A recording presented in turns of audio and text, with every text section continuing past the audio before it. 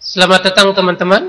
Dalam video ini saya akan menjelaskan tentang makna terdalam dan rahasia tersembunyi di balik pertanyaan Yesus Kristus tentang dirinya, yaitu apa katamu, siapakah aku ini? Itu yang pertama. Dan yang kedua adalah apakah pendapatmu tentang Mesias? Anak siapakah dia?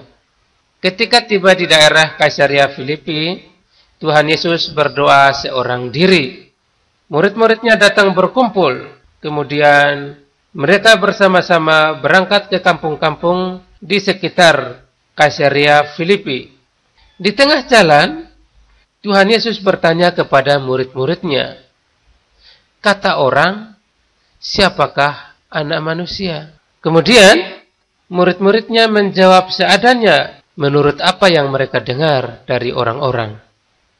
Selanjutnya Tuhan Yesus bertanya lagi, tetapi apa katamu? Siapakah aku ini? Yang perlu kita ketahui adalah apa motivasi Tuhan Yesus ketika mengajukan pertanyaan ini. Yang pertama, dia mengenal siapa dirinya. Yang kedua, dia ingin tahu bagaimana tanggapan iman dari murid-muridnya. Kemudian, salah satu muridnya, yaitu Simon Petrus, memberikan pengakuan bahwa engkau adalah Mesias, anak Allah yang hidup.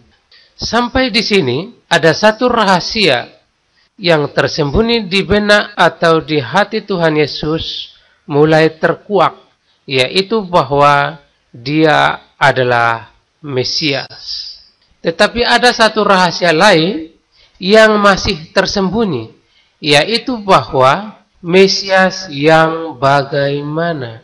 Perihal Mesias yang bagaimana, Tuhan Yesus mengajukan satu pertanyaan kepada orang-orang Farisi ketika orang-orang Farisi itu sedang berkumpul. Demikian pertanyaan Tuhan.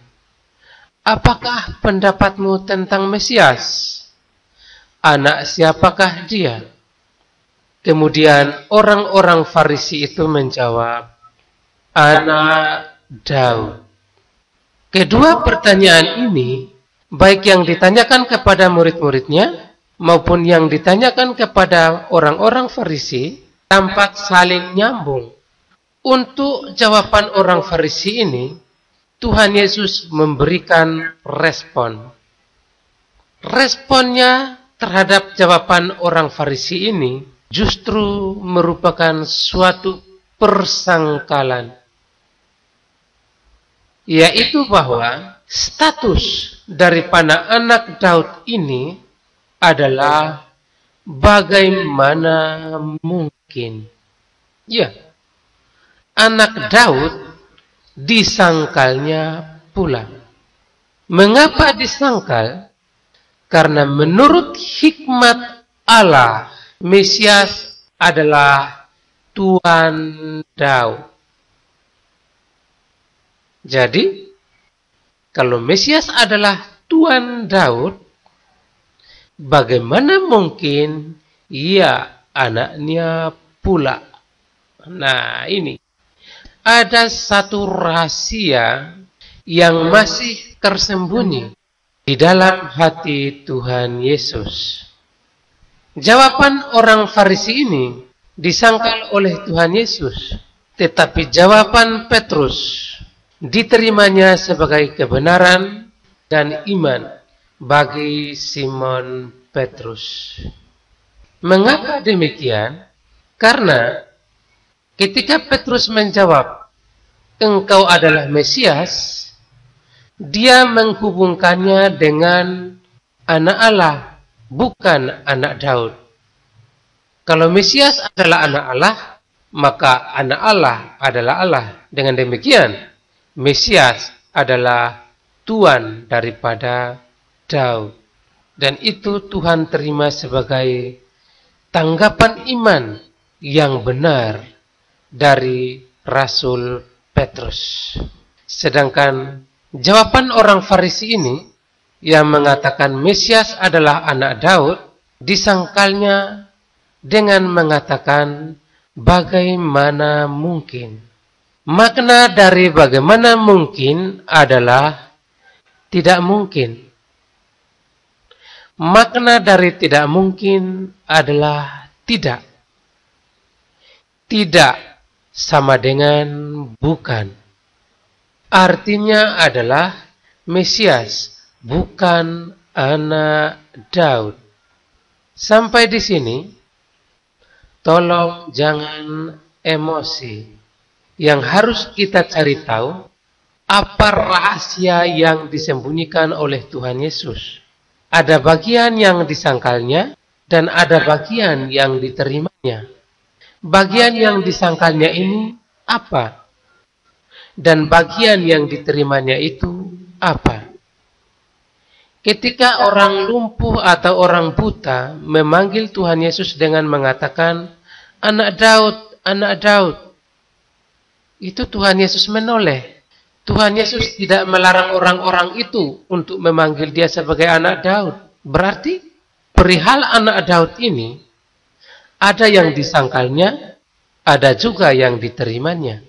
Nah, bagian apa yang disangkalnya itu yang harus kita cari tahu. Nah, yang disangkalnya ini adalah perihal genetika Daud. Kalau Mesias genetika Daud, maka Mesias harus daging Maria. Kalau Mesias itu daging Maria, maka dia hanyalah manusia biasa yang kemudian dipakai Tuhan sebagaimana yang dipahami oleh Erastus Sabdono. Itulah yang disangkal. Perihal mengenai Mesias anak Daud ini hanyalah daya tangkap manusia tentang misteri kemesiasan Yesus Kristus berdasarkan kelahirannya. Dia lahir dari garis keturunan Daud, maka yang dimengerti oleh manusia adalah Yesus Kristus, anak Daud, genetika Daud, dan daging Maria. Itu yang dipahami oleh manusia, dan itu disangkal oleh Tuhan Yesus. Lalu bagian mana yang diterima oleh Tuhan Yesus mengenai anak Daud ini? Yaitu bagian numpang bertumbuh di dalam rahim, numpang lahir dari rahim seorang perempuan, yaitu Ibu Maria. Karena itu salah satu cara pengosongan dirinya. Itulah yang diterima atau diakui menurut hikmat Allah. Jadi sampai di sini apa yang kita pahami? Yang kita pahami adalah daging dalam kurung manusia Yesus itu bukanlah genetika Daud, bukanlah daging Maria. Tuhan Yesus saja mengatakan bagaimana mungkin. Tetapi manusia tidak mengerti apa arti bagaimana mungkin yang dimaksudkan oleh Tuhan Yesus. Sekarang rahasia itulah yang Tuhan izinkan dengan menggunakan saya untuk diungkapkan di dalam video ini. Rahasia yang disimpan oleh Tuhan Yesus yang belum dibongkar di dalam konfrontasinya dengan orang-orang Farisi ini, dibongkarnya pada bagian ayat kitab suci yang lain, yaitu bahwa Tuhan Yesus itu adalah roti hidup yang turun dari surga. Dia punya pengalaman hidup bersama-sama dengan Allah, mengasihi Allah, dikasihi Allah, menciptakan segala sesuatu secara bekerja sama. Bapa menciptakan segala sesuatu melalui firman, firman menciptakan segala sesuatu dengan Roh Kudus. Tuhan Yesus memiliki pengalaman itu, sehingga dia berkata, "Akulah roti hidup yang turun dari surga." Inilah rahasia yang Tuhan sembunyikan di balik istilah roti hidup. Apa arti roti? Roti yang Tuhan Yesus maksudkan di sini adalah dagingnya sendiri. Nah, ternyata dagingnya itu adalah daging hidup. Yang namanya hidup itu pasti Allah. Hidup itu artinya pemenang, maha kuasa. Dia tetaplah yang ada. Yang ada tetaplah yang ada. Itu arti hidup. Nah, kalau dia mengatakan dagingnya itu daging hidup, itu berarti dagingnya itu adalah Allah yang original, berasal dari surga. Inilah rahasia di balik dua pertanyaan ini. Daging hidup yang turun dari surga. Bukan daging Maria. Apa yang saya analisis ini siap untuk diuji. Jika ini salah, silakan buktikan salahnya. Jika ini benar, berarti saya sedang dipakai oleh Tuhan.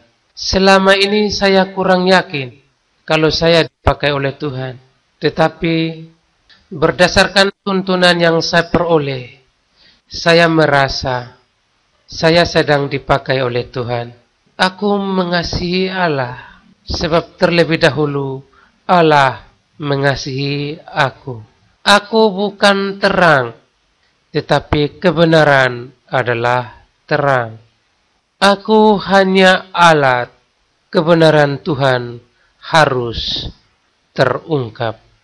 Inilah Injil Kerajaan Allah. Saya sampai di sini. Tuhan Yesus memberkati. Bapa, hiduplah Engkau di dalam nama Tuhan Yesus. Aku meninggikan namamu, aku memuliakan namamu. Segala hormat dan kemuliaan hanya untuk Engkau ya Allah. Di dalam nama Putramu Yesus Kristus, aku berdoa. Amin. Dalam nama Bapa dan Putra dan Roh Kudus. Amin.